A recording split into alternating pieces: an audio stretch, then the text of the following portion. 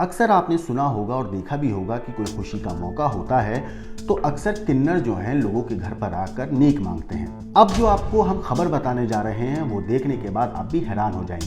अभी जो आपकी स्क्रीन पर लोग दिखाई दे रहे हैं ये असली किन्नर नहीं है, ये वो लड़के हैं जो किन्नरों का भेष बनाकर लोगों को परेशान कर रहे थे।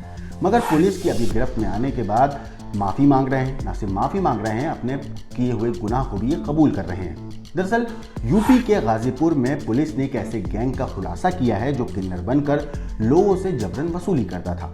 पुलिस ने बताया कि इस गैंग के लोग किन्नर के गेटअप में सड़कों पर निकलते थे और राह चलते लोगों से पैसे ऐंठते थे। मना करने पर ये बदसलूकी करते थे। हाल ही में गैंग के कुछ सदस्यों ने पीआईडी जवानों के साथ मारपीट भी की थी। मामले में गाजीपुर के एसपी ओमवीर सिंह ने बताया कि एक गैंग किन्नर के रूप धारण करके शहर के लोगों से जबरदस्ती पैसों की वसूली करता था। इसमें 9 लोगों को गिरफ्तार किया गया है जो जिले के अलग अलग जगहों पर आम जनता से जबरन पैसों की वसूली किया करते थे। ये सभी पुरुष हैं और किन्नर बनकर नाच गाने के नाम पर वसूली करने का काम करते थे। पैसे ना देने पर लोगों से लड़ाई झगड़ा करते थे। पुलिस के मुताबिक पकड़े गए सभी अभियुक्त आपराधिक किस्म के लोग हैं और इनकी कारस्तानी का आलम आप इस बात से लगा सकते हैं कि इन्होंने पिकेट ड्यूटी पर तैनात पीआईडी जवानों के साथ मारपीट तक कर डाली थी। दरअसल रात में करीमुद्दीनपुर थाने के एक पिकेट पर तैनात पीआईडी जवानों को एक बाइक आती दिखी और जब उन्होंने उसको रोककर पूछताछ की तो वो भाग गए। बाइक पर पीछे जो बैठी सवारी थी वो महिला के वेश में थी। थोड़ी देर के बाद ये लोग 8-10 लोगों के साथ आए और ड्यूटी पर तैनात जवानों के साथ मारपीट शुरू कर दी। इतना ही नहीं, उनके ऊपर फायरिंग भी की। पुलिस ने जब छानबीन की तो इनकी हकीकत सामने आ गई। ये फर्जी किन्नर आसपास के गांवों में जाते थे और नाच गाने के नाम पर वसूली करते थे। अभियुक्त किन्नर के वेश में लोगों के घरों में जाते थे, जबकि जांच में सभी पुरुष पाए गए हैं। इन्होंने पूरे क्षेत्र में आतंक मचा रखा था और शराब पीकर लोगों से मारपीट भी करते थे। फिलहाल सभी का जो मास्टरमाइंड है यूट्यूबर सुनील सिंह के साथ गिरफ्तार करके जेल भेज दिया गया है और सभी ताली गैंग के नाम से गिरोह चलाते थे।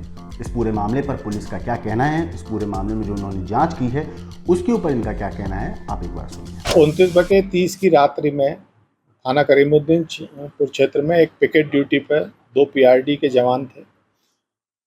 रात में एक संदिग्ध मोटरसाइकिल निकलती हुई उन्हें नजर आई। जब उसे रोका गया तो उस पर जो पीछे एक सवारी थी वो महिला की ड्रेस में थी। उनके द्वारा जब पूछताछ की गई तो जो मोटरसाइकिल सवार थे उनके द्वारा अभद्र व्यवहार किया गया और वो वहाँ से मोटरसाइकिल लेके भाग गए। उसके बाद थोड़ी देर बाद करीब 2-3 मोटरसाइकिलों पे 8-9 लोग आए और पीआरडी जवानों के साथ मारपीट की, उन्हें जान से मारने की नीयत से उन पर फायरिंग भी की। जैसे ही इसकी सूचना थाना प्रभारी को मिली, तत्काल सरगर्मी से इनकी तलाश की गई जो बदमाश इस तरह की घटना करके भागे थे।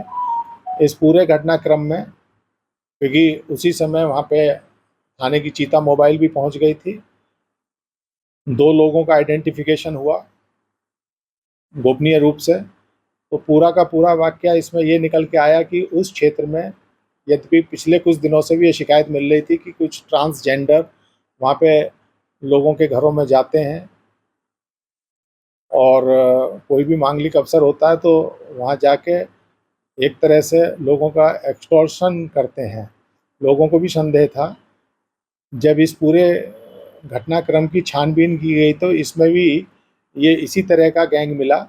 ये इसमें करीब 4-5 ट्रांसजेंडर के ड्रेस में थे, महिलाओं के कपड़े पहने हुए थे और जब बाद में पूछताछ सख्ती से की गई तो ये सारे पुरुष निकले हैं, लेकिन अपना भेष बदलकर बहरूपियों की तरह थर्ड जेंडर के रूप में उस क्षेत्र में इन्होंने आतंक मचा रखा था और आए दिन शराब पी के भी वहाँ के लोकल मार्केट में उपद्रव करने की शिकायतें थी।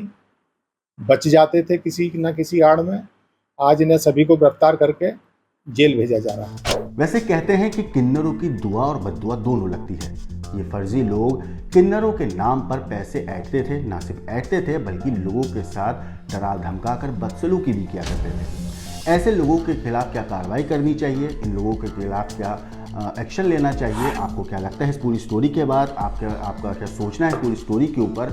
हमें कमेंट करके ज़रूर बताइएगा। बाकी देश और दुनिया की क्राइम की खबरों के लिए देखते रहिए क्राइम तक।